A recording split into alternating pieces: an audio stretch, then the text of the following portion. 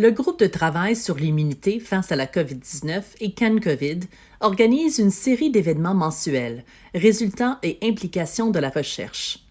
L'objectif est d'offrir aux chercheurs, aux décideurs politiques et aux Canadiens les derniers résultats liés à la COVID-19. Pour en savoir plus sur la façon dont les deux organisations ont contribué à éclairer les politiques de santé publique pendant cette pandémie, veuillez visiter nos sites web à covid19immunitytaskforce.ca/fr et cancovid.ca/fr. Nous tenons à remercier les conférenciers et les participants d'aujourd'hui pour leur temps. Nous voulons aussi remercier les membres de nos réseaux pour leur soutien continu et leur participation à la réponse du Canada à la pandémie. Si vous souhaitez assister à nos événements mensuels résultats et implications de la recherche, veuillez consulter l'un ou l'autre de nos sites Web pour obtenir de plus amples renseignements. Bonjour à tous pour le CTIF, série de séminaires. J'étais ici, je m'appelle Dr. Tim Evans, je suis directeur de groupe de travail de l'immunité face à la COVID-19. Avant de commencer, on m'a demandé de partager des consignes avec vous. Nous avons une interprétation en français et nous avons une séance de questions-réponses bilingue. Je crois qu'au sixième événement de la série des séminaires, j'ai été ici quand COVID. Mon nom est Dr. Tim Evans, directeur administratif du groupe de travail sur l'immunité face à la COVID-19 et je serai votre modérateur aujourd'hui. Avant de commencer, on m'a demandé de partager quelques instructions car nous offrons une traduction simultanée en français et nous aurons une période de questions et réponses bilingues. At the bottom of your Zoom screen, you'll see an icon of a globe. Choose off. En bas de votre écran, vous allez choisir Off afin d'écouter uniquement l'audio source. Les participants anglais, vous deviez choisir l'option anglais, comme ça vous pouvez écouter l'événement complet en anglais. Quand il y a des questions demandées en français, les panélistes vont répondre en français et dans le cas où il y a un panéliste francophone qui peut répondre à cette question-là. Vous verrez l'icône d'un globe terrestre. Choisissez Off si vous êtes bilingue et que vous souhaitez uniquement entendre le discours en direct. Participants francophones, sélectionnez l'option French afin de pouvoir écouter l'intégralité de l'événement en français. La présentation serait en anglais, mais la période des questions et réponses sera bilingue. Lorsque des questions seront posées en français, nos panélistes répondront en français. Si un panéliste francophone peut répondre à la question, veuillez sélectionner votre langue préférée maintenant.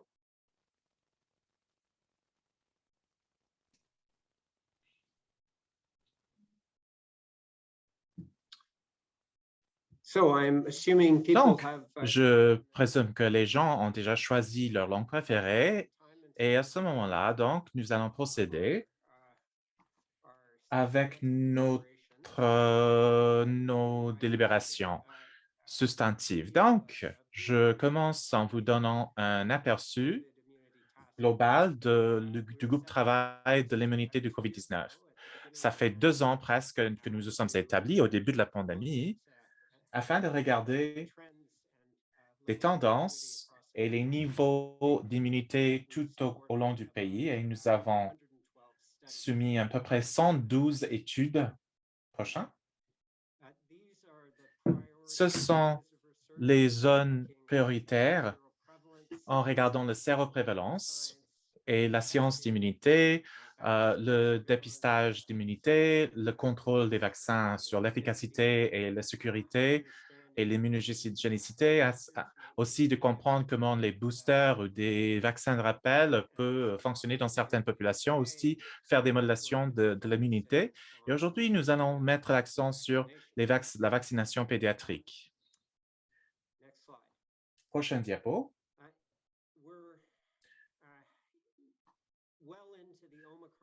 Nous sommes bien au milieu de la vague d'Omicron de cette pandémie. Et ce qu'on a observé de façon préoccupante, c'est une augmentation dans les hospitalisations pédiatriques. Et donc, 50%, 56% des hospitalisations pédiatriques liées à la COVID-19 ont eu lieu au cours des derniers 3 mois pendant la vague de l'infection par l'Omicron. Donc, nous voyons une augmentation dans l'infection dans les populations plus jeunes. On a observé beaucoup plus d'hospitalisation des enfants lors de cette période. Prochaine diapo. En même temps, nous avons vu que contrasté ou en obsession de l'adulte, la population des adultes, les vaccinations pédiatriques sont uniquement à 57% des enfants entre le tranche d'âge de 5 à 11 ans ont reçu une dose du vaccin à date. Et ça, pour contraster avec 88% des enfants âgés entre 12 à 17 ans qui ont reçu au moins une dose de vaccin. Donc, c'est une portion significative de la population pédiatrique qui n'aura toujours pas reçu leur vaccin. Prochaine diapo. Donc, afin de discuter ces enjeux, nous avons un groupe d'intervenants excellents aujourd'hui. Je vais le présenter parce qu'ils ne seront pas introduits ou présentés formellement après. Nous avons Dr. Manish Sadalangani qui est directeur de l'évaluation des vaccinations, le centre, et chez le BC Hospital Association. Il est professeur aussi dans des maladies infectieuses et le département pédiatrie à l'Université de British Columbia, Colombie-Britannique. Il est médecin dans une clinique d'immunisation de l'hôpital des enfants. Il est chercheur principal chez CTIF dans l'étude SPRING. Il sera suivi par Dr. Jonathan Maguire, qui est professeur dans le département de pédiatrie de l'Université de Toronto. Il est scientifique chez le Centre MAP pour des solutions de santé et l'Institut des connaissances à l'hôpital de St. Michael's et pédiatrique dans l'hôpital St. Michael, Unity Health Toronto et PI de CTIF, l'étude Target pour les enfants. Dr. Kate Zister, qui est professeure adjointe sur l'Université de Montréal, qui est chercheuse au Centre de la santé publique et la recherche. Et elle est chercheuse investigatrice principale chez PI dans l'étude encore. Et ensuite, nous avons Dr. Jim Kanner, qui est spécialiste dans les maladies infectieuses de pédiatrie à l'Université de Calgary et un membre du CTIF, du GTIF, et leader dans le réseau pédiatrique. Merci à tous nos intervenants afin de nous céder votre temps et votre expertise sur la vaccination pédiatrique. Donc, nous avançons maintenant vers Dr. Satamangani. Minouche? Merci, Dr. Evans, pour cette présentation et merci aussi à CanCovid ainsi que le groupe de travail de l'immunité face à la COVID-19 pour le travail que vous faites. Mes divulgations, donc, j'ai des prix de plusieurs organisations internationales et j'ai reçu des finances pour des projets de divers fabricants des vaccins et l'Université de Colombie-Britannique. Donc, la prochaine diapo, je veux souligner l'une des raisons pour lesquelles les enfants, c'est très important et différent, hein, c'est le fait que la mortalité, les données sur la mortalité globale en bas, des tranches d'âge différentes depuis des très jeunes enfants tout au long jusqu'au des plus de 5 ans à droite. Et cette graphique démontre que le taux de mortalité, lorsqu'on avance dans les tranches d'âge, ce qu'on observe, c'est que dans ce groupe d'enfants pédiatriques, hein, c'est 0 à l'adolescence, il y a une descente énorme dans la mortalité, le taux de mortalité avec des 15 ans, c'est similaire à ce qu'on voit dans les prochaines 70 ans. Donc, C'est le tranche d'âge pédiatrique, c'est un groupe assez dynamique et qui change et est en évolution. Et donc, ce qu'on peut extrapoler des données des enfants vers les enfants, ce n'est pas similaire, hein. Je crois que ce sujet va continuer à se présenter en avançant. Prochaine diapo. Point de vue immunologique, hein, les détails sont importants, mais cette graphique démontre des changements dans les éléments divers du système immunitaire lorsqu'on passe de l'enfance à gauche jusqu'à la vie plus tard des tranches d'âge plus âgées à droite. Donc, chaque ligne représente une forme simplifiée des différentes parties du système immunitaire. C'est très complexe et on entend, vous allez voir aussi beaucoup d'anticorps, mais ça n'est qu'une seule partie du système immunitaire. Il y a beaucoup de choses autres qui se passent là-dedans. On voit cette ligne n'est pas distribuée également par toutes les tranches d'âge. Les premières 4 sections sont jusqu'à 2 ans et vous voyez tous les changements, une période de stabilité pendant l'âge adulte et puis plus tard dans la vie, plus de 60, il y a beaucoup de changements. Et donc, les réponses immunitaires, quand on pense aux réponses à l'infection et aux vaccins, ce sont très différents, hein. Et les enfants, ça change très rapide lors des 2 premières années de leur vie en particulier. Prochaine diapo, et on voit cela dans les programmes de vaccination. Il est très compliqué aussi. Ce n'est pas simple. Ce n'est pas une question que les enfants ont besoin de plus de doses ou des doses plus élevées ou moins élevées. C'est vraiment très spécifique autour de chaque vaccin. Ça, c'est juste une sélection, hein, des vaccins et la façon dans laquelle on les recommande leur utilisation avec des individus en bonne santé.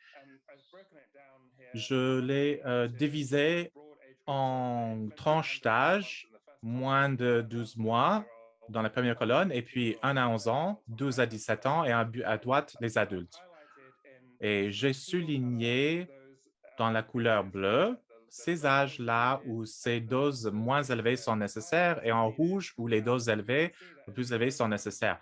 Et on observe que quand on avance dans les enfants plus jeunes au plus âge, on a parfois les doses vont varier. Ça peut être plus élevé ou moins élevé, mais le nombre aussi de doses peut aussi varier.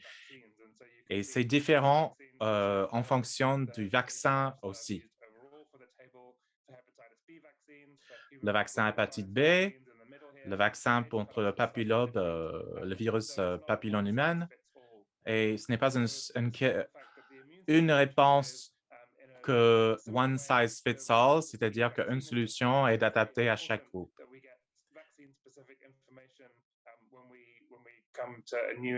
En arrivant à l'infection immunité et au nouveau vaccin. Donc, globalement, sur la prochaine diapo, ont été les plus efficaces.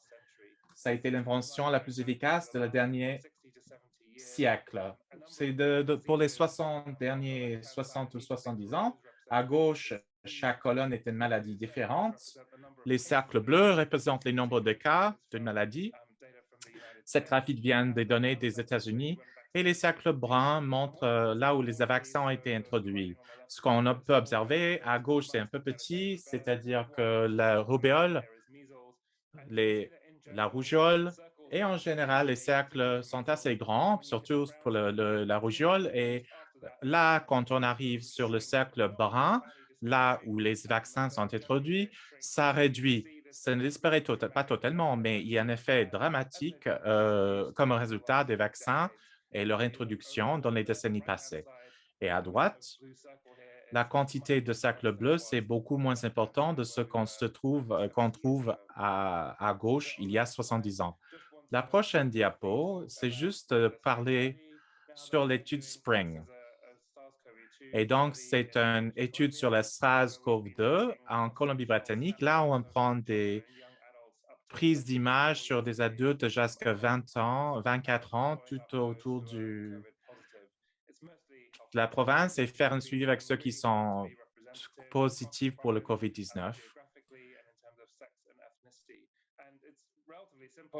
Et c'est assez simple. Donc, tous qui ont moins de 25 ans en Colombie-Britannique est admissible à l'étude et ceux qui participent sont envoyés un lien vers un sondage électronique qui sera complété chez eux et on les envoie un kit de collecte pour des sangs sachets, quelques gouttes qui vont rentrer sur une carte et qu'on nous envoie par courrier.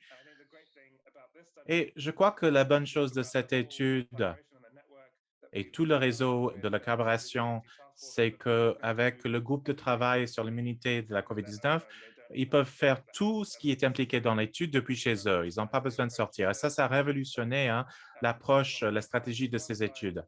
Prochain diapo, certains résultats. Nous avons divisé dans la première ronde d'échantillons que nous avons analysés il y a à peu près un an. Et actuellement, on est dans la phase 2 avec les données de moins de 10 ans parce que les données dans les enfants plus âgés, des adolescents, a été confrontée par les vaccinations. Au début de la pandémie, les moins de 20 ans, il y avait 3 à 4 des enfants qui démontraient des signes d'infection à partir des anticorps dans le corps qui est 2 ou 3 fois plus élevé que les données de dépistage Colombie-Britannique. C'était intéressant, beaucoup plus élevé dans les gens de 20 à 24 ans. En avançant, comme ça a dit mars 2022, en fait, c'est avant Omicron. Donc, on a l'attente que ça va augmenter de façon significative quand on regarde dans les mois à venir, mais on peut voir, intéressamment, on voit plus de 8% positifs et les, les enfants de 5 à 9 5 à 9 ans, presque 6%. Ça serait intéressant de regarder les tendances en avançant. Merci, Dr. Evans, à vous. Merci beaucoup, Dr. Sadarangani. Et la dernière diapo regarde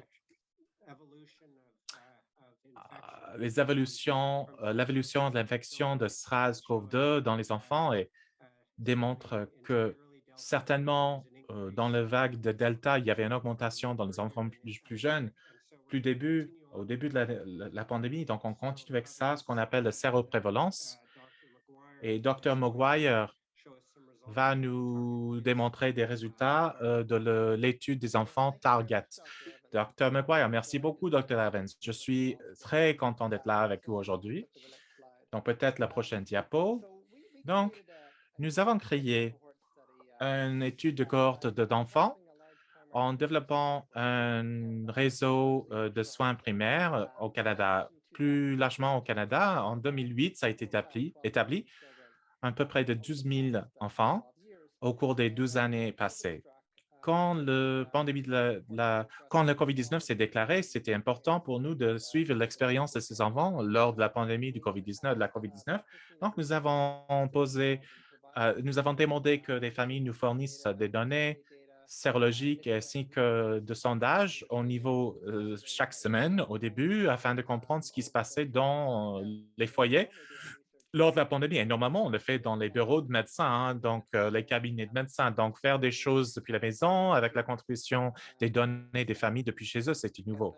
Prochaine diapo. Et merci au groupe Travail de l'immunité afin de nous aider à faire ainsi. Et donc, en parlant de la séropositivité, on a démontré que les familles récoltent des gouttes de sang séchées à travers d'un pic sur le doigt des enfants en commençant en janvier de 2021 jusqu'à aujourd'hui. Et ce qu'on peut voir, c'est que la séropositivité des enfants à gauche et la séropositivité des parents à droite, les mois sont sur l'axe X en bas et le rouge sont les tests qui viennent de l'infection naturelle ou l'immunité ou bien le bleu sont des tests négatifs. Donc, on voit que les enfants à gauche et les adultes, les parents à droite et la séropositive en janvier, c'était assez bas. Beaucoup de bleu, très peu de rouge. Mais à droite, là où on se trouve les adultes, on voit le rouge qui a monté de façon substantive. En décembre, janvier, en février, c'est presque tout rouge. Mais si on regarde les enfants, la séropositive des enfants, à gauche, il y a beaucoup de bleu. Ça semblerait que la séropositive des enfants, c'était en délai par rapport à la séropositive des adultes, en partie parce que les enfants n'avaient pas accès au vaccin, mais peut-être aussi parce qu'ils n'étaient pas infectés aussi fréquemment que leurs parents. Je vous rappelle que ce sont tous les enfants avec moins de 10 ans. Donc, on parle des enfants assez jeunes. Le moyenne, c'était de 5 ans, je crois. On voit le rouge qui commence à grimper de décembre en janvier. On voit plus de rouge récemment. Prochaine diapo. Great. Thanks very much. Super, merci beaucoup, Dr. Maguire. Et pour continuer avec la séroprévalence, on continue les résultats encore. Nous avons Dr. Zinser. Merci beaucoup, Dr. Evans, et merci pour l'invitation à vous présenter nos résultats aujourd'hui. Comme je mentionnais, je suis PI sur l'étude encore, ce qui est similaire au Target Kids et l'étude Spring. Le fait que nous avons un sondage électronique, nous demandons que les parents complètent ainsi que les kits de collecte sang qu'on voit à la maison. On ne le fait pas sur les parents, c'est juste pour les enfants. Et nous suivons les enfants tout au long du temps. Et ce qu'on voit sur cette diapo, c'est une grille des données que nous avons à date. Donc, on a commencé l'étude avec un recrutement en même temps que notre première collecte. On va dire ça le point de départ de référence. C'était entre octobre 2022 à mars 2021 et le premier suivi était en mai 2021 et dans la période d'été. Et le deuxième suivi, c'était juste avant les périodes de fête. La plupart de nos échantillons de ce deuxième suivi étaient avant qu'Omicron est devenu la souche principale au Québec, donc avant 15 décembre.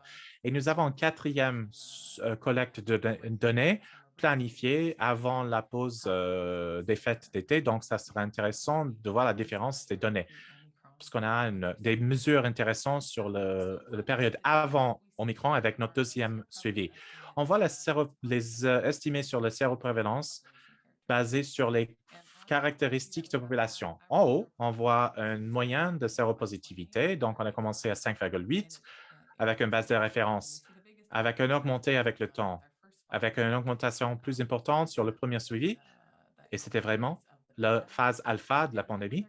Et avec le deuxième suivi, ça n'a pas beaucoup augmenté. On va en discuter un peu sur la séroréversion plus tard. Et c'est en partie ce qu'on observe. On ne voit pas l'augmentation, un taux d'augmentation aussi drastique par rapport aux comparaisons entre la référence, point de départ et le suivi numéro 1. Il y a des différences entre les femelles et les mâles, ce qui sont plus élevés. On ne voit pas beaucoup de changements entre les maladies chroniques pour les enfants avec des maladies chroniques. Ce que oui, on a trouvé, c'est que pour les enfants qui avaient des parents qui étaient dans un groupe minoritaire ou ethnique, il y avait une grande différence, ce qu'on va voir sur un autre diapo. On a vu que c'était beaucoup plus prononcé avec le point de départ et puis avec le suivi. Et ça a diminué avec un autre deuxième suivi. Comme vous voyez, c'est similaire entre les deux. Et encore une fois, c'est lié à la séroréversion, les enfants qui étaient positifs au début, mais qui sont devenus négatifs pour le IgG. Et nous avons aussi divisé par quartier. Donc, si vous ne connaissez pas Montréal, les quartiers différents sur l'île ouest, sur le plateau, ce sont des quartiers plus affluents, plus riches, avec des populations plus éduquées. Et c'est l'autre partie qui est le plus pauvre et diverse au niveau culturel. Puis nous avons Oshaoma. Encore une fois, c'est une classe moyenne de travailleurs. C'est intéressant de voir les différences entre les quartiers au point de départ. Et on voit que le nord de Montréal a le taux plus élevé de séropositivité et c'est presque à 17 par rapport à 3,2 sur le West Island. On peut passer à la prochaine diapo. Et voilà les mêmes données qui est présentées et divisées par tranche d'âge. 2 à 4 ans, les enfants de 5 à 10 et plus de 11 ans. Et c'est divisé aussi sur les vagues de collecte. Le gris, c'est le point de départ. C'est la couleur aqua qui est le premier suivi et le bleu plus foncé qui est le deuxième suivi. Et je veux mettre l'accent sur le fait que le deuxième suivi, malgré le fait que ça dit jusqu'à février, la grande majorité des échantillons sont avant le 15 décembre. Ce qu'on observe, c'est qu'il y a une différence entre les tranches d'âge. Ce n'est pas spécifique en regardant les barres noires. L'augmentation est plus prononcée du point de départ jusqu'au premier suivi. En fait, on voit une diminution liée à la séroréversion entre les deux suivis. Ce n'est pas aussi prononcé pour ceux qui ont plus 11 ans plus. Je pense que c'est dû au fait que le vaccin est devenu disponible pour les enfants de plus de 12 ans à ce moment-là. Prochaine diapo. Donc, voilà une grille qui prend en compte toutes les données de façon longitudinale. La séropositivité due à l'infection, due à d'autres caractéristiques d'études qui est divisée par tranche d'âge, sexe, si les parents faisaient partie d'un groupe minoritaire ou ethnique, le niveau d'études des parents ainsi que la densité HH, les personnes qui partagent dans une salle à coucher, étaient ajustées et nous avons calculé ensuite le taux. Ça nous aide à comprendre si un niveau dans une caractéristique est différent de façon significative, c'est-à-dire statistiquement significative. On n'observe pas de changement significatif dans les tranches d'âge, mais si on le voit en parlant du sexe, donc les participants femelles sont 1 à 5 fois plus probables d'être séropositives, on voit aussi le même niveau de risque pour les enfants avec des parents qui font partie d'un groupe minoritaire ou ethnique à 1,4. Très intéressant aussi qu'on ne voit pas tous les niveaux d'éducation des parents sont significatifs. On voit pour ceux qui ont un licence master,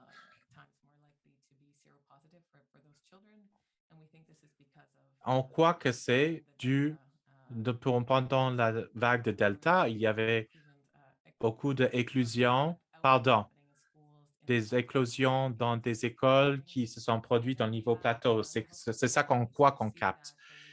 Et en voyant que nous arrivons à 2 personnes par salle à coucher, c'est 1,6 plus élevé le risque par rapport au sol. Prochaine diapo. On a calculé aussi le taux de la séroconversion. Donc, c'est pour les participants qui au début étaient négatifs pendant la période de suivi jusqu'à ce qu'ils deviennent positifs. Et donc, par exemple, si on suit 100 enfants sur une moyenne au cours de l'année, il y a 12 de plus qui vont devenir positifs, qui au début étaient négatifs. Et donc, il faut prendre en considération des différentes souches et les variantes. On va recalculer ça une fois qu'on a le collecte des données avec une anticipation que ça va être un taux plus élevé dû au Omicron, de ce qu'on voit ici. Prochaine diapo. Donc, comme j'ai dit, on a regardé le séroréversion. On a noté que nous observons des enfants participants qui, au début, étaient positifs, qui se sont convertis à négatifs. Donc, on voulait voir ça de façon plus compréhensive dans la population étudiée. Donc, on a la division des enfants qui au début étaient positifs, qui avaient un deuxième échantillon, soit que ça restait positif ou si c'est devenu négatif. On peut voir que le chiffre à 81 qui est en séroréverti, c'est-à-dire qu'au début, ils étaient positifs et puis après, on ne peut pas détecter les IgG dans le laboratoire, c'est devenu négatif et on a divisé par tranche d'âge. À droite, il y a Kaplan-Meier, une courbe Kaplan-Meier. C'est juste une façon de démontrer que la probabilité que les participants deviennent séronégatifs après d'être séropositifs. Et on voit qu'en moyenne, 190, ça tardait 191 jours. En moyenne, un enfant qui a séroverti, ça a pris 6,5 mois. Prochaine diapo. Je crois que Kate, merci. On a commencé la présentation avec l'indication que uniquement 57% des enfants ont reçu au moins un vaccin. Et cela relève des questions que est-ce qu'il y a des enjeux ou des problèmes d'hésitance ou réticence par rapport aux vaccinations des enfants de la part des adultes. Donc, on aimerait avoir votre perspective sur l'importance de la réticence vaccinale. Merci, Dr. Evans, pour cette question. On saute maintenant de la sérologie vers la réticence du vaccination, de la vaccination. C'était avant de penser qu'il y aurait des vaccins disponibles. Et puis, quand c'est devenu disponible dans la population, on a vu que c'était quelque chose qu'on devait comprendre ou contrôler plus, hein. Et nous voyons que ça, c'est une division sur la population d'études à base des parents qui déclarent comment comment s'ils ils acceptent acceptent la vaccination ou le si leur enfant a vaccin été par vacciné rapport ou s'ils ne sont à ne pas pas vouloir disponibles, vacciner l'enfant. ils Donc, n'ont pas ce vacciné, qu'on voit sur le c'est graphique, va c'est dire il qu'ils est peu sont peu probable qu'ils soient probables de faire la vaccinés. vaccination. On voit la Il y a une différence. Il différence y a une différence entre les parents qui pendamment acceptent les l'acceptation des parents vaccinations par et rapport à la réticence du l'hésitation vaccin sur la base de à l'âge base de l'âge des enfants. de Ce n'est pas quelque l'enfant. chose Ce de n'est pas très étonnant. trop surprenant. Et donc, dans notre cohorte, on a un grand nombre d'acceptations de vaccinés pour une population des 5-11 ans. Donc, c'est plus élevé que la population générale. À peu près 73% des enfants qui ont été vaccinés, qui ont entre 5 et 11 ans, entre 5 et 11 ans pour ces enfants. Et donc, on demande les parents et on a une liste de raisons pourquoi ils étaient hésitants à vacciner leur enfant. Et les 3 premières raisons, c'était qu'ils avaient peur des effets secondaires du vaccin, ils avaient peur parce que c'était un nouveau vaccin, et aussi ils ne pensaient pas aussi qu'ils pensaient aussi que ils ne pensaient pas que les enfants seraient très malades s'ils avaient le virus. Donc passons à la prochaine diapo. Si on regarde un petit peu nos données sur l'hésitation à se faire vacciner, on regarde ensuite l'étude de la population et les caractéristiques de la population. Est-ce que l'on voit c'est le niveau d'éducation parentale, le quartier ainsi que le groupe ethnique minoritaire ou le groupe racialisé. Et à nouveau, on doit 2 suivis, un pour la collecte des données et pour l'hésitation et sur ces informations et sur l'acceptation des vaccins. Et c'est là où les vaccins sont alors disponibles pour les 12 ans et plus. Et notre deuxième suivi, c'est alors où les vaccins étaient disponibles pour les plus jeunes, c'est-à-dire les plus de 5 ans. À nouveau, on a la prévalence ajustée dans ces différentes caractéristiques de cette étude. Et l'autre colonne, à nouveau, on voit le ratio ajusté, c'est-à-dire entre les différents niveaux au sein du groupe. Est-ce que c'est différent de manière significative? Ce que l'on voit ici, ce sont des différences entre l'éducation parentale, avec l'éducation parentale, compte tenu aussi, bon, pour le quartier, il n'y a pas vraiment de grosses différences, bien que il y a des différences en prévalence. Mais ce qui ressort vraiment, c'est si il y a un groupe ethnique minoritaire ici représenté, par exemple, comparé ceci, on voit 4 pour ses parents, il y a 3,5 fois plus probable qu'ils soient hésitants, qu'ils aient cette hésitation pour les vaccins. Donc, merci beaucoup. Formidable. Merci, Dr. Zinser. Et Dr. Maguire aussi également. Vous avez aussi votre cible, c'était chez l'hésitation des vaccins chez les enfants aussi. Vous avez étudié ça. Peut-être vous pouvez nous montrer aussi vos constats. Oui, merci beaucoup, Dr. Evans. On a adopté une autre démarche par rapport à l'hésitation. Beaucoup de travail a été fait sur l'hésitation à se faire vacciner par rapport aux vaccins habituels et comment c'est conceptualisé les gens cette hésitation par rapport aux autres vaccins. Et donc on regarde ici deux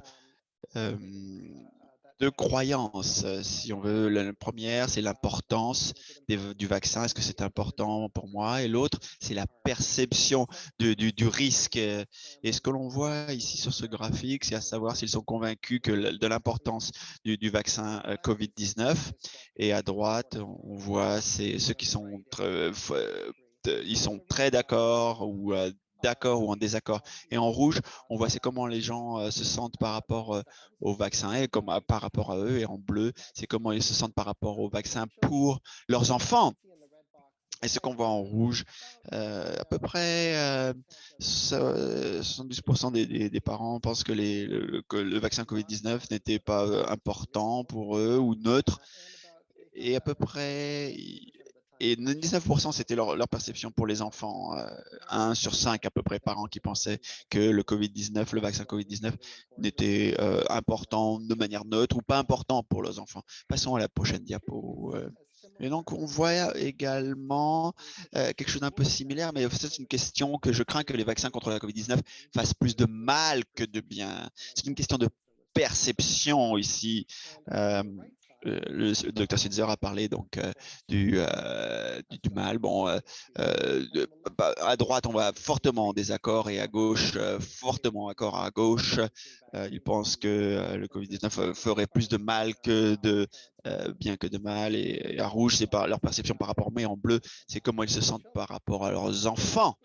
Et donc, ce qu'on voit ici, c'est Covid-19. La perception, c'est à peu près 19% des parents qui pensent que le vaccin n'était pas sécuritaire, qu'il ferait plus de mal que de bien, ou neutre sur ça.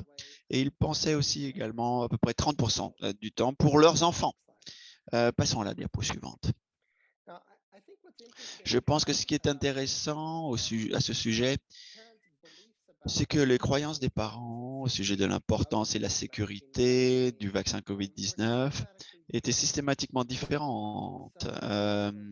Donc, par exemple, si les parents, la plupart du temps, étaient d'accord entre eux et pour leurs enfants, s'ils pensaient que le vaccin était sécuritaire pour eux, alors 70% du temps, alors ils pensaient que c'était sécuritaire pour leurs enfants. Et de fait, pour le caractère détrimentaire, à peu près la même chose, ils pensaient pour leurs enfants. Et ça a du sens, bien sûr. Mais par contre, ce qu'on voit, cette inadéquation, c'était en lien, c'est pas le vaccin, c'était pas sécuritaire ou pas sécuritaire pour les enfants, ou ils pensaient aussi que c'était par contre sécuritaire pour eux, mais pas pour leurs enfants. C'est intéressant parce que on voit vraiment qu'il y a des lignes socio-économiques, une division ici. Les parents qui avaient moins de revenus, par exemple, les enfants plus élevés que les parents croient que les vaccins anti-Covid-19 ne sont pas sûrs pour eux-mêmes ou leurs enfants. Et 4 fois plus élevés que les parents pensent que les vaccins anti-Covid-19 sont importants et sûrs pour eux-mêmes, mais pas pour leurs enfants. Et c'est de même pour ceux qui n'ont pas de formation universitaire. C'est 3 à 4 fois le taux par rapport à l'importance et pas sûr pour eux-mêmes et pour leurs enfants s'ils n'étaient pas allés à l'université. Passons à la diapo suivante. Et je veux juste parler d'une chose ici, puisqu'on parle des vaccins. Les vaccins sont pris dans le contexte de ce qui se passe en lien dans la société, les mesures de sociétales pour contrôler le Covid-19. Bien sûr, c'est très important. Ça a été les fermetures des enfants. Ça, c'était une mesure très, très importante. Juste un graphique ici. Une des merveilleuses choses du vaccin, c'est que j'espère qu'on pourra garder les écoles ouvertes. Mais quand elles étaient fermées, ces écoles, c'est très intéressant. On voit que l'adhérence aux recommandations de mesures de santé publique pour la prévention du Covid-19, c'est-à-dire se laver les mains, 2 mètres de distanciation, rester à la maison, porter des masques, ce genre de choses qu'on était censé faire. Et la fermeture des écoles aussi en rouge, vous le voyez ici. En fait, c'était tout le monde faisait ça à ce moment-là. Et en X en bas, on voit que c'est le nombre de journées de la pandémie, ce qu'on voit depuis le début de la pandémie. Donc, on voit la fermeture des écoles, tout d'abord, boum, on voit augmentation de l'adhérence par rapport à ce qu'on devait faire. La deuxième chose, plus tard, c'est les effets qui faisant tout ça. Il était moindre l'effet.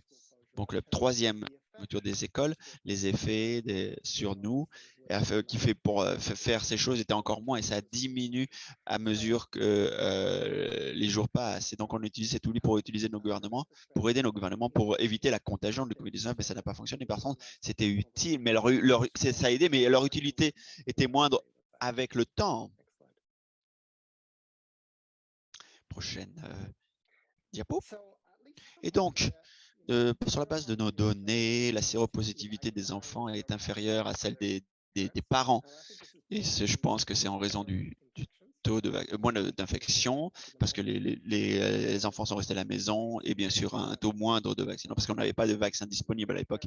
Et bon, bien des parents aussi et leurs enfants ne sont pas vaccinés, par exemple. Est-ce que la fermeture des écoles a été associée en plus grand respect des mesures de santé publique? Ce qui a diminué par contre avec le temps. Et c'est l'importance aussi des autres mesures, par exemple les vaccins pour garder les enfants en sécurité. Et à peu près 19%, on le voit, des parents qui avaient des inquiétudes quant à l'importance des vaccins. Et 30%, on avait quant à la sécurité des vaccins pour les enfants et la sécurité de ce vaccin. Donc, il y a des grandes différences par rapport à ce qu'ils pensent les parents pour eux et comparé à ce qu'ils pensent pour leurs enfants. Prochaine diapo. Voilà, merci beaucoup, Dr. McGuire. C'était très intéressant ce que tu as présenté sur l'importance des vaccins en termes de la sécurité du vaccin. C'était une approche un peu plus nuancée et l'hésitation à se faire vacciner. Maintenant, nous allons passer au Dr. Kellner qui va nous donner son expertise dans ce domaine pour ce qui est de la sécurité des vaccins pédiatriques. C'est à votre tour, Dr. Kellner. Merci beaucoup. Je suis très content de participer ici et je vois tous mes collègues ici. Et merci à CanCovid et au groupe de travail. Et ils jouent un rôle vraiment important. Tout d'abord, divulgation, donc j'ai reçu des bourses et du financement pour des essais cliniques de différentes sources. Ceci est expliqué. Bon, je travaille pour l'université de Calvary afin de financer les activités, comme un financement personnel, par contre, pour le chercheur et différentes agences, organismes subventionnaires, ainsi que d'autres sociétés pharmaceutiques, y compris celles qui ont fait des essais cliniques pour le vaccin COVID-19. Et donc, je suis aussi un chercheur, un essai clinique, je fais des essais cliniques du vaccin contre le COVID-19 avec Moderna aussi. Et d'autres aussi affiliations influentes en lien avec le COVID-19. Passons à la prochaine diapo. Vous le voyez sur la diapo, donc ces affiliations. Pour ce qui est de la sécurité des vaccins contre la COVID-19 chez les enfants, va y avoir un webinaire consacré à cela sur la sécurité des vaccins. Ça va se dérouler le mois prochain. Et ce qu'on voit ici, vous avez le lien. Ça parle davantage de ceci et ce qui s'en vient. Mais aujourd'hui, je veux parler des vaccins pour les enfants et c'est pertinent aussi par rapport à la sécurité des vaccins. Et donc, je vais juste faire quelques commentaires et certaines choses au sujet de la myocardite et la péricardite, des observations et la littérature scientifique à ce sujet également. Donc, juste quelques commentaires généraux sur la sécurité des vaccins chez les enfants. Et ce que l'on voit aussi, c'est qu'il y a beaucoup de vaccins COVID-19 qui sont en phase de développement partout dans le monde. Presque 200 vaccins sont passés par des essais à peu près. 50 ou 60 qui ont été testés déjà chez les êtres humains partout dans le monde. Et au Canada, il y a en fait 6 vaccins approuvés, mais quand on parle des vaccins pédiatriques, il y a seulement 2 vaccins et une plateforme de vaccins, c'est-à-dire mRNA, les vaccins mRNA, Pfizer et Moderna, qui ont été utilisés chez les enfants. Il y a d'autres vaccins dans d'autres pays qui sont passés par des essais, et notamment chez les ados. Et mais ici, on se concentre ici sur les vaccins qui sont disponibles au Canada, c'est-à-dire les vaccins mRNA. Donc, de manière générale, donc les effets indésirables après la vaccination chez les enfants sont peu fréquents et similaires à ceux des adultes. Et juste pour vous dire aussi quelques commentaires généraux qui vont être discutés plus tard au mois prochain, donc je ne vais pas passer trop de temps là-dessus, mais ce n'est pas mon intention de passer tout ça trop en détail. Donc, les effets indésirables, donc peut-être plus fréquents après la deuxième dose, mais moins fréquents chez les enfants que chez les adultes. Le plus souvent, les symptômes locaux sont temporaires au point d'injection, donc comme des choses comme rougeur, gonflement, douleur, les symptômes généralisés aussi, symptômes semblables à ceux de temporaires à nouveau, comme la grippe, maux de tête, fièvre, nausées, vomissements et diarrhée, et aussi des réactions rares, y compris l'anaphylaxie, ou des réactions allergiques sévères, graves, mais ce qui peut se produire après n'importe quel vaccin. Et de manière générale, avec les vaccins, la probabilité d'anaphylaxie, c'est à peu près de 5, à peu près 1 et 10 par million de doses qui sont administrées. Et donc, ceci montre bien que chez la sécurité des vaccins, d'un point de vue large, la probabilité donc d'une réaction anaphylaxique est à peu près 5 cas par million donc de doses administrées. Et 5 cas donc, et très souvent avec les vaccins mRNA, les incidences d'anaphylaxie, c'est déjà avec des personnes qui ont un historique d'allergie, mais c'est très important. C'est pour ça que le vaccin, donc c'est important de faire ces observations, c'est-à-dire qu'il y a un historique, on l'étudie. Et la possibilité comme d'une raison sous-jacente. Le myocardite, ce qui est un sujet assez important pour les enfants et les jeunes adultes. Prochaine diapo. Donc, le myocardite, le péricardite sont devenus connus à beaucoup de monde en travers de la vaccination pour le COVID-19. C'est une inflammation des muscles et le péricardite fait référence à une inflammation des couches de tissu autour du cœur et qui renferme le cœur. Et donc, vous pouvez avoir un myocardite ou péricardite ou les deux en même temps. Ce qu'on appelle un périmyocardite. Vous savez, c'est une affliction qui est connue d'avoir lieu dans les enfants à n'importe quel âge. Mais dans les enfants, la façon la plus courante d'avoir un myocardite ou péricardite, c'est suite à une infection. Et l'âge pic que ça peut avoir lieu, c'est typiquement la fin de l'adolescence. On peut aussi voir des cas où les enfants, c'est associé avec un groupe d'infections qui s'appelle les virus intérimaires. Et la chose sur la péricardite qui, suite à l'infection, ça a tendance à être très sévère. Et donc, on peut noter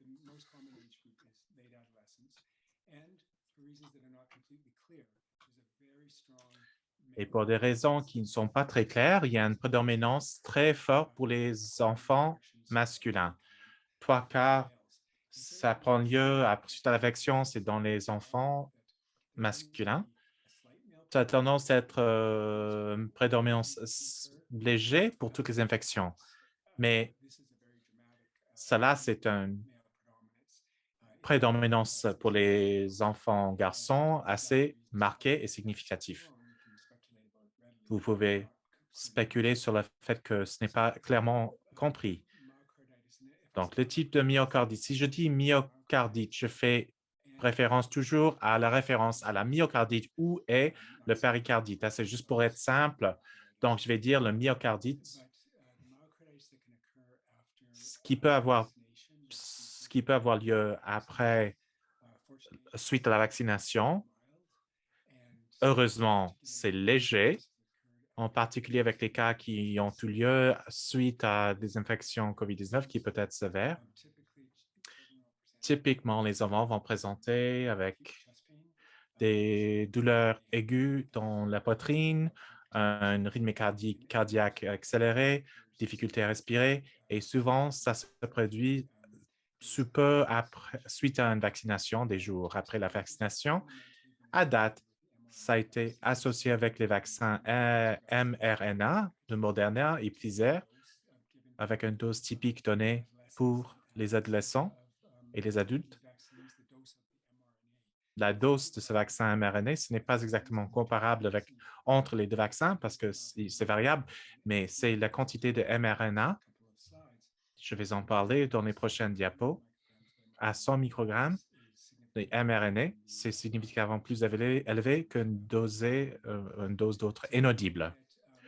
Nous savons donc que dans les adultes jeunes et les jeunes adultes, plus prononcé dans les mâles par rapport aux femelles, 5 fois plus probable dans les enfants garçons, dans les études, les jeunes hommes, et c'est plus courant après le deuxième dose de vaccin par rapport à la première dose, plus de 6 fois plus probable et beaucoup plus courant après la vaccination pour le COVID-19. C'est beaucoup plus courant d'avoir un cas après une infection par le COVID-19 que cela par rapport à ce phénomène suite à une vaccination. Voilà les données de quelques sources et un article de American Medicine Association. Vous avez le lien là-dedans. Et aussi des données récentes sur le Centre de contrôle des maladies aux États-Unis. Et cela regarde la probabilité, l'incidence de myocardite ou péricardite atteint à suite ou après la vaccination dans des différentes tranches d'âge. Et ça, c'est au début pour le vaccin Pfizer parce que le Moderna n'a pas été utilisé dans les enfants de moins de 18 ans. Donc, dans les barres que vous voyez, il y a 4 barres de gauche à droite. Il y a EMS qui sont les garçons, dose 1, et le deuxième ensemble, c'est garçon dose 2, et puis fille dose 1 et fille dose 2. Et donc, au niveau vertical de la grille, il y a l'incidence des cas de péricardite ou myocardite par 1000 doses administrées. L'autre chose, c'est que les barres en couleur démontrent les âges. À souligner que ce tranche d'âge de 5 à 11 ans sont inclus aussi. Nous avons des données pour eux. Dans les couleurs bleu et rouge foncé, c'est 12 à 15, à 17 bleu, pour 18 à 24 et 25 à 29. Ce qu'on peut voir donc de façon dramatique, c'est que sans doute, c'est plus courant dans les enfants garçons et plus courant après de recevoir la deuxième dose. Il y a un pic aussi dans l'adolescence. Ce sont des données américaines, mais aussi au Canada et d'autres pays qui ont été partagés, que l'âge pic, en fait, c'est des enfants de 16 à 17 ans à la fin de l'adolescence. Et ça, c'est un miroir de ce qu'on voit aussi, ce qu'on se produit inaudible. C'est important que cela se diminue dans les jeunes enfants et enfants aussi partout, 5 à 11 ans. Le taux est très bas. On attendrait que le taux de myocardite est bas dans cet âge. On regarde les différentes doses de vaccins. Donc, cela est un écho de la myocardite inaudible. Prochaine diapo. Désolé, le son de cet intervenant n'est pas suffisamment bon. Ce sont des données de l'Ontario. Cela regarde les différentes tranches d'âge parce qu'il n'y a pas, on a mis ensemble des tranches d'âge. Et ça, c'est uniquement dans les garçons. Et dans la couleur bleue, c'est le 18 à 24 ans. Et en rouge, c'est le 25 à 39 ans. Encore une fois, une tranche d'âge plus ample, mais un groupe plus petit. Cela souligne que le myocardite peut se produire à n'importe quel âge, mais il y a cet âge pic de l'adolescence. Ça souligne la différence entre le Moderna contre le Pfizer. On ne voyait pas aussi fort aux États-Unis, mais cela a été observé au Canada. Au côté vertical, des épisodes de myocardite qui se sont produits par 1000 doses de vaccin. Comme vous voyez, il y a une différence significative entre Moderna à droite et Pfizer à gauche. Et puis, par tranche d'âge, de 18 à 24, ce groupe, si vous avez reçu le vaccin Moderna, 85, plus que Moderna, c'est inaudible. Vous avez 7 fois plus d'avoir inaudible.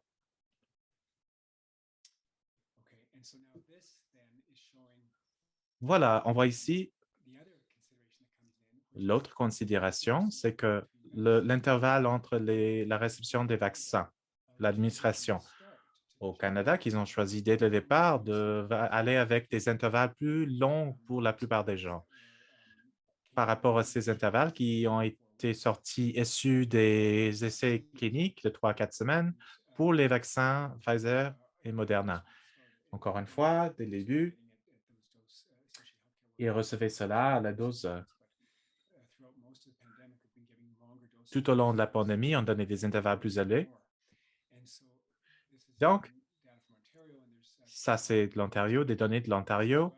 Il y a aussi des données pour tout le Canada qui démontrent la probabilité qu'une péricardite inaudible.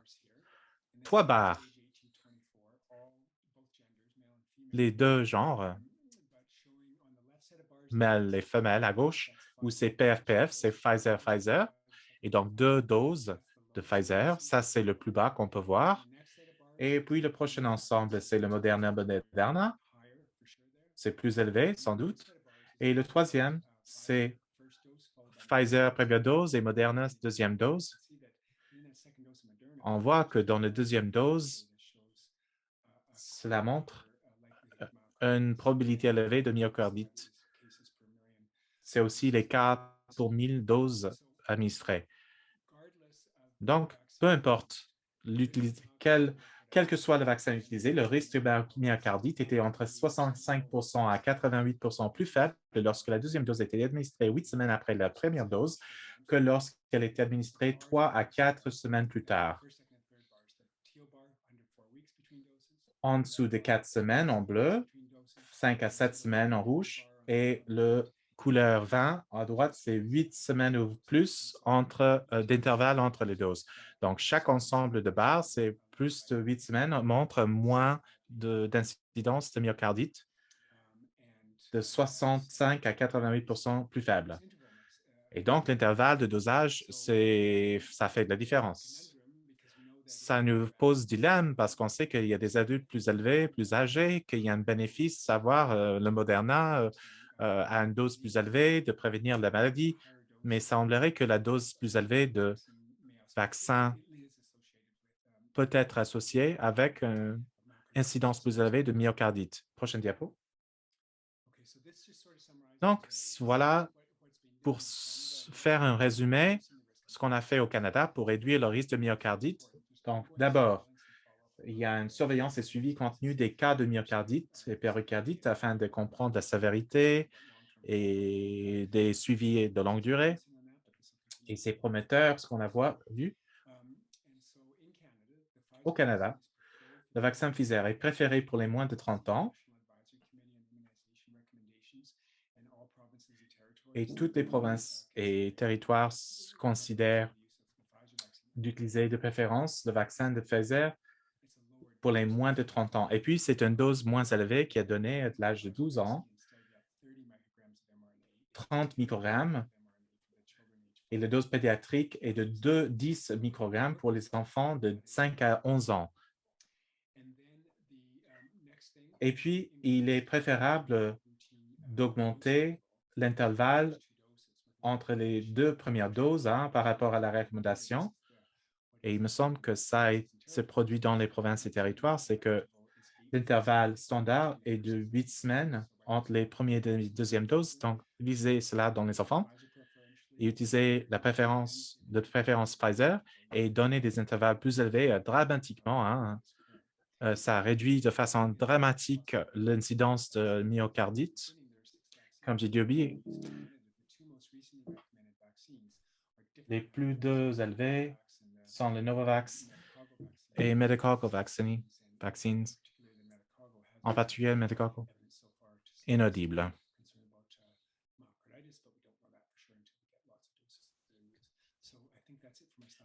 Je crois que c'est tout pour mes diapos. À Dr. Evans, merci beaucoup. Merci, Dr. Kellner.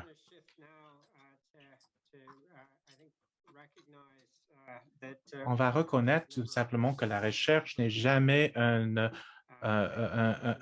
entreprise individuelle. Hein? C'est toujours collaboratif et je crois que pour les chercheurs principaux de reconnaître la collaboration de leurs collègues avec qui ils travaillent. Je commence donc par le Dr. Sadarangani.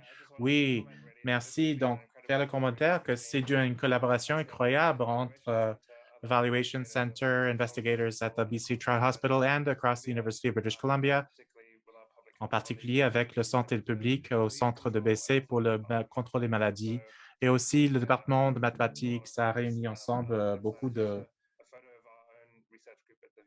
un groupe de recherche ou IVC l'été dernier et en Vancouver, au moins. Il y a moins de soleil. Merci beaucoup, Dr. Evans. Merci. Maintenant, on passe à Dr. McGuire. Merci beaucoup, Dr. Evans. Vraiment, physicians here in Ontario supporting the work that Target Kids has done and the extended team. So thank Donc, toute l'équipe également et merci aux enfants aussi qui ont participé pour soutenir ce projet. Et donc, Dr. Zinzer? Oui, merci beaucoup. Je ne l'ai pas mentionné qu'initialement, on a commencé notre recrutement à travers le système scolaire et les garderies à Montréal. Donc, un gros merci à tous les centres de services scolaires, les garderies, les écoles et bien sûr les enfants et les parents qui ont participé. Et j'aimerais aussi remercier toute l'équipe de l'étude, notamment Lauren, Katia, qui ont vraiment aidé avec la présentation aujourd'hui, et les co-enquêteurs également pour leur soutien et pour notre coopération dans le secteur de la santé publique. Et bien sûr, j'aimerais aussi remercier les enquêteurs principaux et leurs équipes, Dr. Kellner, comme l'a dit. Donc, ce qu'on peut dire vraiment, c'est que le message clair qui est sorti de la recherche, qui a été présenté, c'est que tout d'abord, on voit que la séroprévalence acquise par l'infection a augmenté au fil du temps et comme beaucoup l'ont dit, il est probable qu'on va avoir une augmentation significative à mesure que s'éloigne du variant Omicron et les résultats de la vague Omicron, si on veut. Il y a bien sûr difficile aussi d'interpréter les tendances, bien sûr. Donc, les Oxygen, on en a parlé. Pour ce qui est des anticorps détectés dans le sang et qui disparaissent après un certain temps, ils sont plus difficiles à mesurer. Mais également, on a vu que ça a été significatif des risques d'infection. Il y a des différences, des différentiels dépendamment du quartier, la taille des ménages qui ont plus de densité, ou c'est-à-dire plus de personnes dans une pièce. Voilà certains messages clés ici. Nous avons aussi parlé de l'hésitation à se faire vacciner. On voit qu'il y a une corrélation forte entre le statut vaccinal d'un parent et la probabilité qu'il fasse vacciner ses enfants. Et on a aussi trouvé que les études cette hésitation est liée à un niveau d'éducation des parents plus faible ou un revenu familial plus faible, et bien sûr aux groupes ethniques minoritaires. Diapo suivante. Pour ce qui est des messages clés, donc, pour ce qui est des vaccins, on voit qu'ils protègent, et les preuves sont là, globalement les enfants et les adolescents contre les hospitalisations et les maladies graves également, de même que l'efficacité chez les adultes, et que de manière générale, les vaccins sont sûrs. Aucun ou presque pas d'effets indésirables graves, ou peu de cas d'effets indésirables graves, et à nouveau des niveaux des effets indésirables qui sont comparables ou plus bas que chez les adultes. Nous avons Dr. Kellner a parlé beaucoup du thème des adolescents, des hommes adolescents et leur risque d'une deuxième dose liée à la myocardite, qui pourrait entraîner la myocardite et la péricardite. Mais il a dit, et c'est important, clairement, il a parlé de risque 5 fois plus faible, beaucoup plus faible chez les vaccinés que chez les non vaccinés. pour les enfants, c'est-à-dire des enfants qui ont des infections et donc ils sont plus à risque de myocardite. Et bien sûr aussi le vaccin ARNM qui est à faible dose, qui réduit le risque, mRNA ou si vous préférez ARN, ainsi que les intervalles de dosage plus longs qui réduisent également le risque. Et je pense que c'est important par rapport à la gestion des profils de sécurité du vaccin chez les enfants. Diapo suivante. On voit aussi que la protection contre des maladies graves, on parle maintenant de la compréhension de l'immunité, non seulement en lien avec l'infection, mais aussi le vaccin, à mesure qu'on on déploie les vaccins. M. McGuire l'a noté, qu'avoir des vaccins ou prendre des vaccins peut aider aussi à éviter certaines autres mesures comme la fermeture des écoles qui peut fonctionner sur le court terme, mais c'est difficile sur le long terme pour ce qui est des interventions non pharmaceutiques et pour l'adhérence aussi à cela. Maintenant, nous passons à la partie discussion. J'ai quelques questions que je vais poser à nos intervenants. Comme vous le savez, il y a beaucoup de choses qui sont incertaines et on doit continuer, bien sûr, à générer des preuves, des données probantes. Tout d'abord, bien que la vaccination pédiatrique soit recommandée, des questions demeurent. Donc, sur quelles mesures d'efficacité de protection vaccinale devrons-nous nous concentrer? Est-ce que c'est les éclosions infectieuses ou le degré de la maladie pour éviter à éviter, ou c'est les risques de transmission ou de prévention de la transmission à d'autres personnes dans le ménage ou les contacts familiaux. Donc, je vous laisse la parole pour nos intervenants. Tout d'abord, qui est-ce qui veut commencer à répondre? Docteur Sadangani. Oui, certainement. Les personnes sont peut-être en désaccord, mais je pense que on devrait vraiment travailler sur la prévention pour les hospitalisations et prévenir les morts. Si on revient bien sûr au début de la pandémie, il y a beaucoup de discussions autour de réduire de la charge sur les hôpitaux, et bien sûr réduire bien sûr les maladies graves pour les moins vulnérables. Et c'est là où on devrait notre priorité. Ceci inclut le contact au sein du ménage. C'est un peu plus compliqué, bien de toute évidence. Vacciner certains groupes peut être capable indirectement de protéger d'autres groupes de maladies graves. On doit bien sûr regarder au niveau de la population par rapport aux déclarations graves de la maladie en tout, dans son ensemble.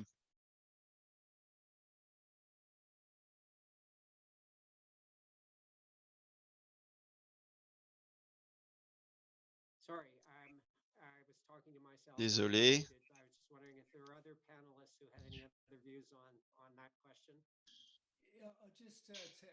Oui, je voulais rajouter.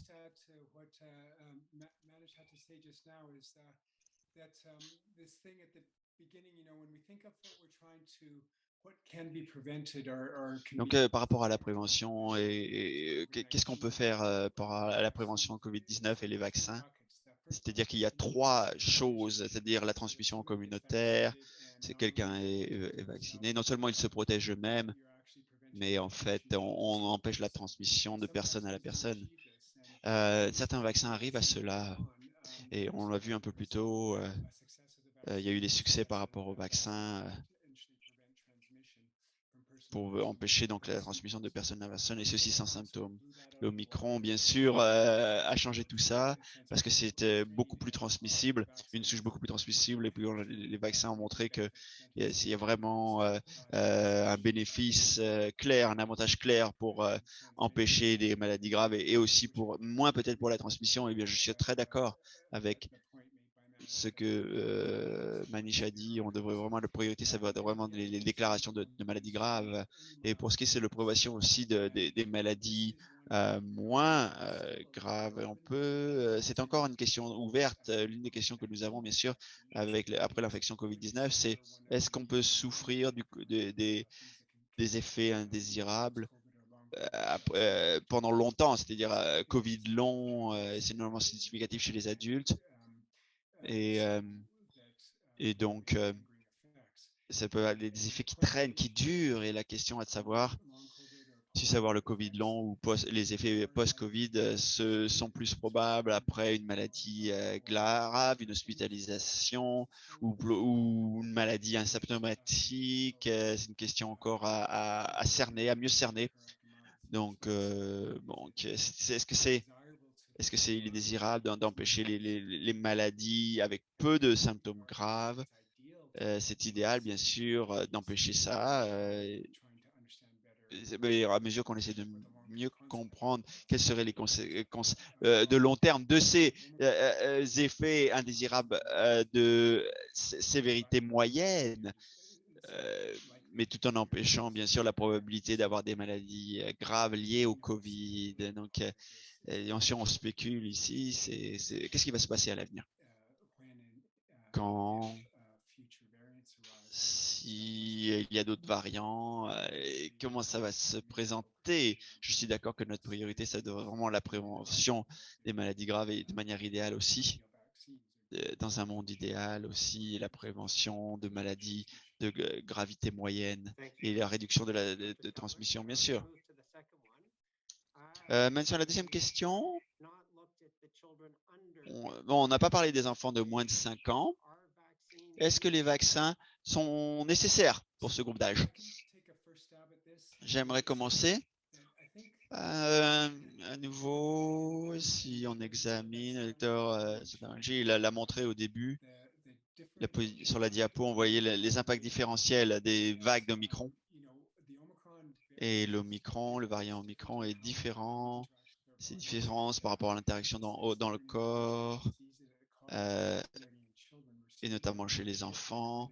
On voit vraiment un changement de paradigme. Les enfants souffrent de certains symptômes typiques pédiatriques, des syndromes liés à d'autres virus, notamment le croup, et notamment qui ont les types d'asthme aussi, qui sont liés à d'autres virus. D'autres enfants ont eu ces maladies juvéniles, si on veut. Il y a beaucoup des enfants qui sont allés à l'hôpital à cause de ça.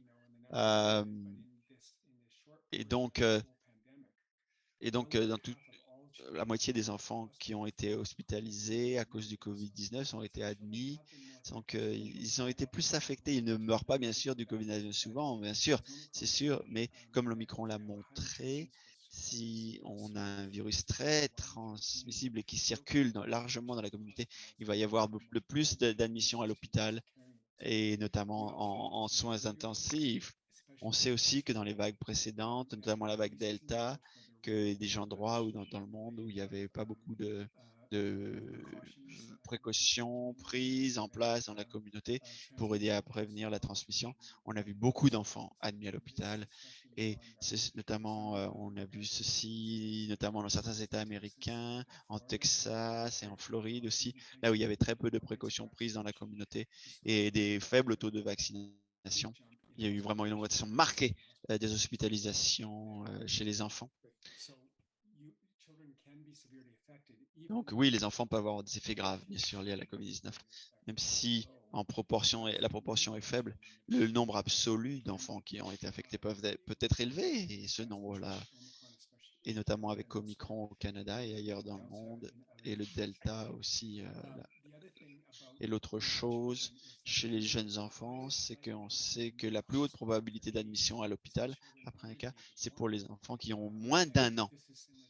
Et c'était en lien avec d'autres maladies infectieuses, pareil.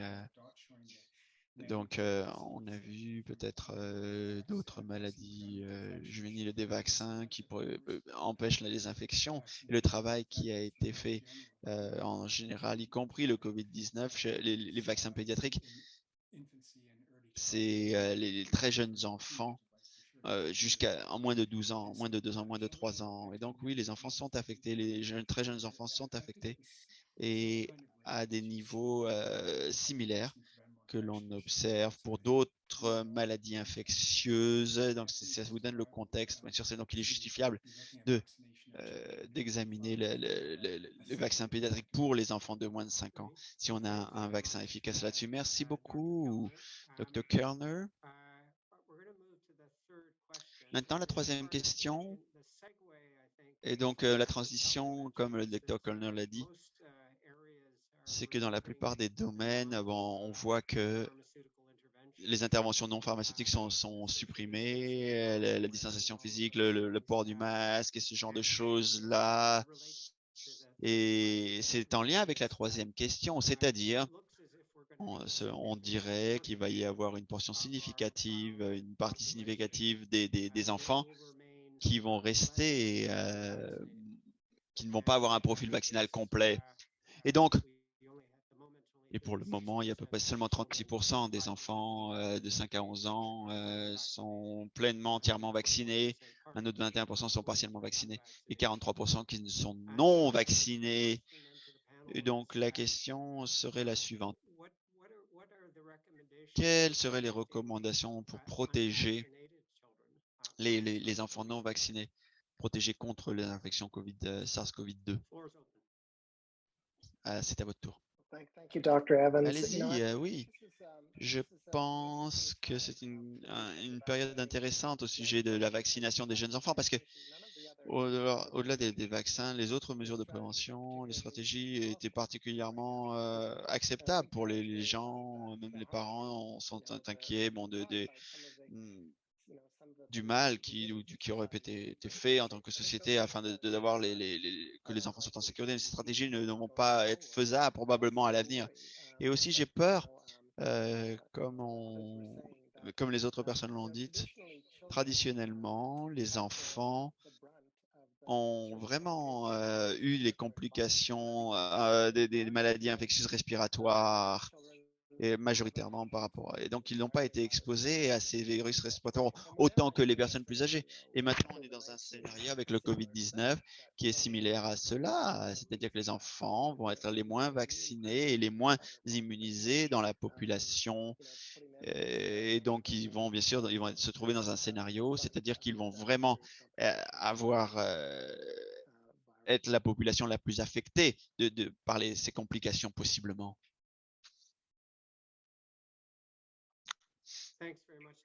Merci, Dr. Maguire. Autre chose à ajouter là-dessus? Très bien. Oui, rapidement. Donc oui, je voulais juste dire, je suis d'accord avec Monsieur Dr. Maguire, et je pense pas qu'il y ait une solution évidente pour protéger les enfants qui sont partiellement ou non vaccinés, et notamment dans le contexte de réouverture. Et relâcher les mesures sanitaires. Et aussi, on doit réfléchir aussi pour ce qui est de l'immunité de groupe. Et on voit dans nos études et d'autres études également, c'est que la séroréversion, c'est une indication bien sûr de l'immunité qui diminue. On examine cela en détail. Il y a des études pan-canadiennes d'immunologie pour mieux comprendre si on n'est pas capable de détecter le IDG dans nos labos. Qu'est-ce que ça veut dire? Comme Manish l'a dit, il y a d'autres indicateurs de réponse immunitaire qu'on devrait examiner. Mais je pense que c'est une chose importante à considérer, c'est-à-dire est-ce que l'immunité est efficace pour protéger les enfants sur le long terme, avec le temps. Donc, vous parlez d'immunité naturelle, c'est-à-dire l'immunité qui vient suite à une infection, c'est ça que vous voulez dire? Oui, oui. Très bien, merci. Bon, je vais passer je ne vais pas lire cette quatrième question parce qu'il y a des questions qui s'accumulent ici dans les participants pour ceux qui sont en ligne. Et donc, nous allons passer à ces questions-là. Et je pense que je dois lire celle-ci. Donc, ces questions, je vais y passer au travers. Merci pour la présentation. Je viens à l'intérieur, 8 à 5 ans, pleinement vacciné mes enfants. Le mandat, on enlève les masques à partir de lundi. Après la pause, les vacances, les écoles sont contentes d'avoir plus de masques. Donc, je les ai récupérés à midi. Ils ont demandé quand est-ce qu'ils peuvent aller à l'école sans les masques. Je suis un peu perdu, mais je suis inquiet par rapport au long Covid pour les enfants. J'ai besoin de conseils, c'est-à-dire long Covid et le port du masque continue. Est-ce qu'il y a des conseils que vous aimeriez prodiguer? Je peux commencer par un commentaire, peut-être. Je ne suis pas en Ontario, je suis en Alberta et le mandat a été, le port du masque n'est plus obligatoire il y a 2 semaines. Donc, brièvement, pour le port du masque, ça veut dire que au Canada, les gens, on doit respecter tous les citoyens, ceux avec quoi ils sont à l'aise. Et il y a bien sûr une justification claire pour porter le masque, notamment dans les rassemblements, notamment dans des environnements où il n'y a pas beaucoup à l'intérieur, où il n'y a pas beaucoup de place. Il y a certains facteurs aussi, comment le Covid-19 se transmet.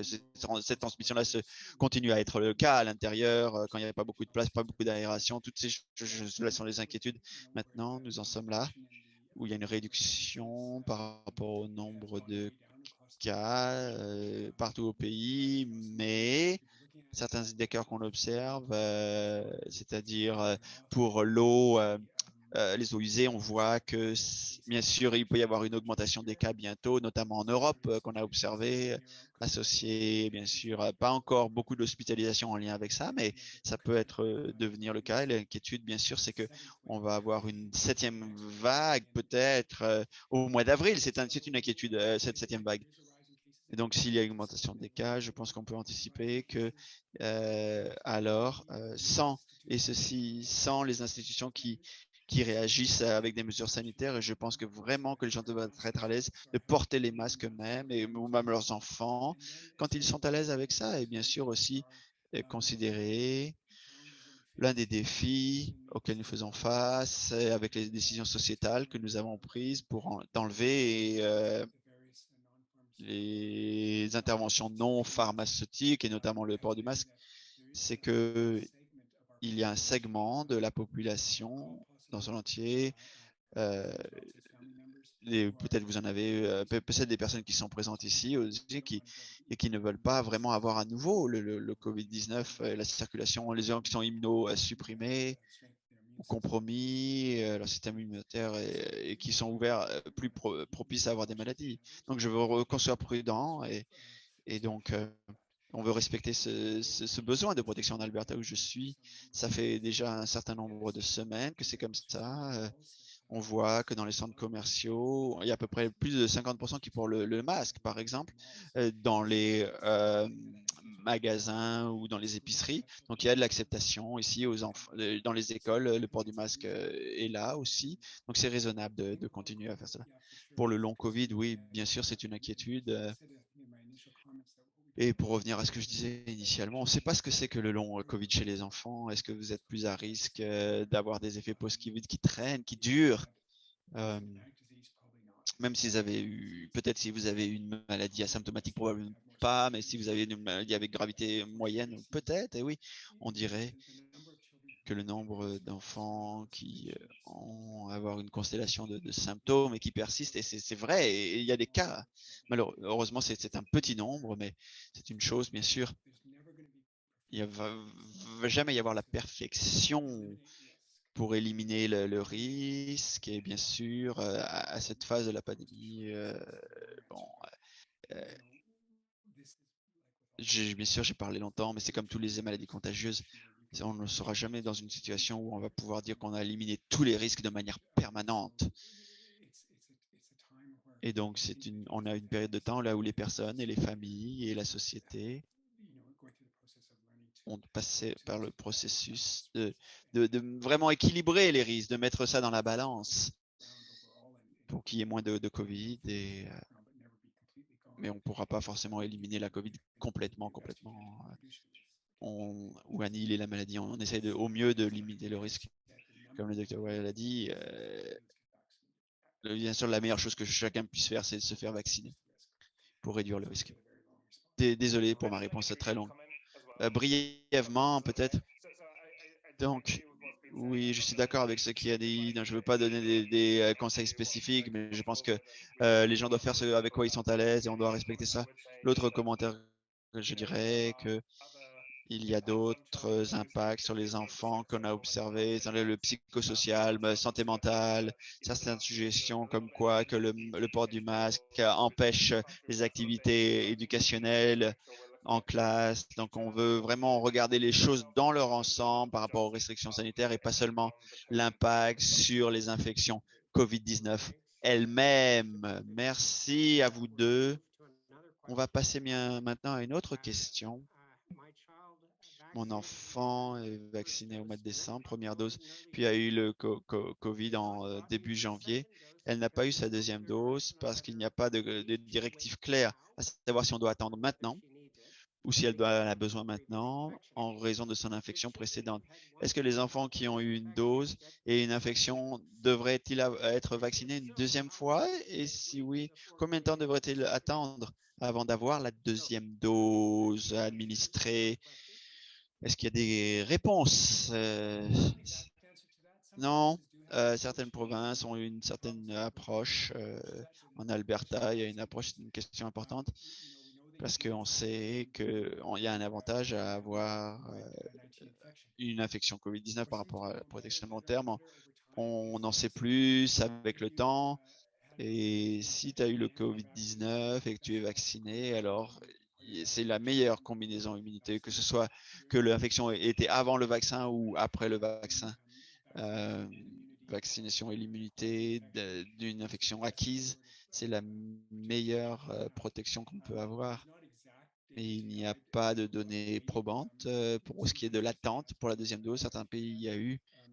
Le Covid-19 a eu cette approche, cette démarche d'attendre, en fait, dans beaucoup de pays, attendre jusqu'à 6 mois avant de se refaire vacciner. Mais si tu as eu la première dose, bon, et l'approche en Alberta pour les enfants qui ont plus de 5 ans, c'est si tu as eu une infection Covid-19 avant la première dose et tu n'es pas immunocompromis et tu n'as pas eu de maladie grave, tu attends 8 semaines avant cette deuxième dose, comme c'est le cas si tu n'avais pas eu le Covid-19. Donc, c'est un délai d'attente de 8 semaines. Et si tu es immunocompromis, il est possible que tu peux le prendre plus tôt, parce que pour les enfants immunocompromis, ils peuvent avoir eu la deuxième dose de 4 à 6 semaines. Bien sûr, si vous avez eu une réponse immunitaire très forte dans le corps, la recommandation est d'attendre 3 mois après MSC, c'est-à-dire Multisystem Inflammatory Syndrome, de multi-infectieux multiple, qui est une maladie très sérieuse, très grave. Et c'est après avoir eu ces 2 doses ou plus, 12, et si tu n'as pas eu ta dose de rappel, attendre au moins 6 mois, comme ce serait le cas pour une dose de rappel. Donc, continuez. Et c'est seulement... Et continuez à vous faire vacciner tant que vous attendez au moins 8 semaines. Donc, n'hésitez pas, et probablement, ça va être une bonne idée d'avoir sa deuxième dose. En tout cas, c'est ça la directive dans la province de l'Alberta.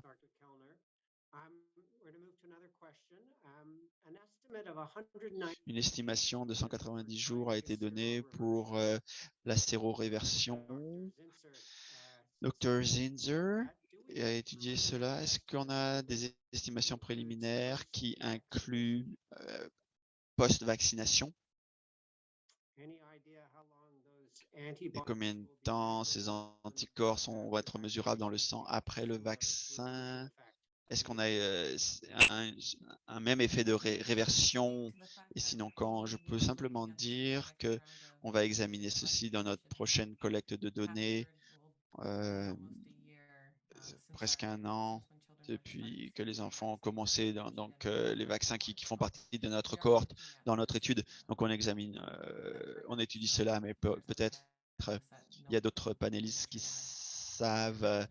en savent plus sur la littérature actuelle pour ce qui est de la diminution de l'immunité liée à la vaccination. Rapidement, peut-être, chers panélistes.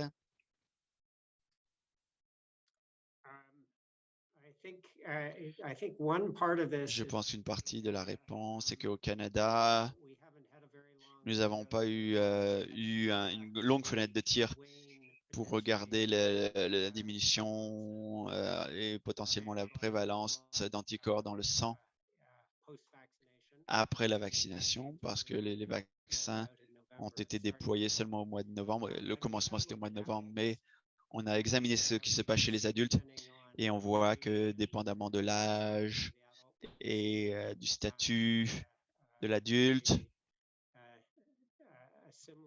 on voit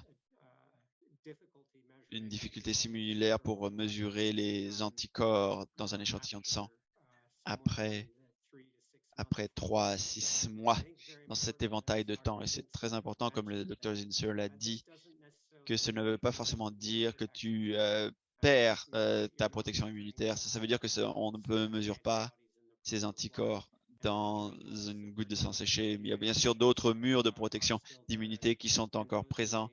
Et ceux-ci, là, sont étudiés, examinés avec le temps, sur le temps. Et le réseau pédiatrique examine ceci, ces murs d'immunité avec le temps, avec ou sans vaccin. We'll go to another Une autre question.